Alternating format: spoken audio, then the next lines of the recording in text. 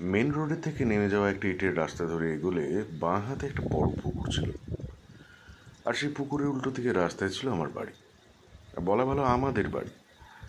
তখন স্কুলবেলা, high school, তবে উচ্চ হাই না, মধ্য হাই। এপাড়া ওপাড়া নানা ছেলে মেয়ে বেপাড়ায় সকাল সন্ধে পড়তে যেত।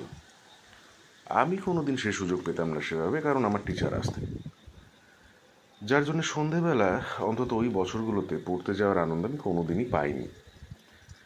নিয়মমাফিক খড়খড়ে গরমের পরে ঝরঝরে বর্ষা আসতো, শুকনো গাছ সবুজ হতো, টলটলে পুকুর সবুজ পানা ছড়িয়ে দিত রাস্তায়, আর ডোবাগুলো আমরুলি শাকে ভরে যেত। বেশ কিছু গাছ ভরে যেত শাঁসালো জামরুলে। কখনো কখনো বিশেষ কোনো দিন সুযোগ হতো সন্ধ্যের পরে দোকানে যাওয়ার।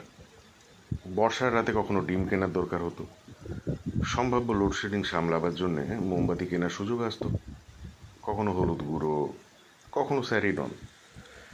এসব টুকিটাকি জিনিস কিনে আনার জন্য তখন আমাকে একটু আধটু ভরসা করা শুরু হয়েছে। জিনিস কিনে ফেরার সময় ছাতা মাথায় দিয়ে টিপ টিপ বৃষ্টি দেখতে দেখতে শুনতে পেতাম সেই আশ্চর্য ঝিঁঝির ডাক, পুকুরের সমস্ত আয়তনে ছড়িয়ে পড়া সেই তীব্র আওয়াজ, কোটি কোটি পোকার একসাথে অবিরাম তৈরি করা সেই দেশীয় সঙ্গীত। এই এক হয়ে চিৎকার করার পোকাগুলো কোথায় আছে আজও জানি না। আমি তাদের বহুদিন ধরে খুঁজছি। আজ আর আমার সেই পুকুরটা নেই, সেই ছাতাটা নেই, আসলে সেই সময়টাই নেই।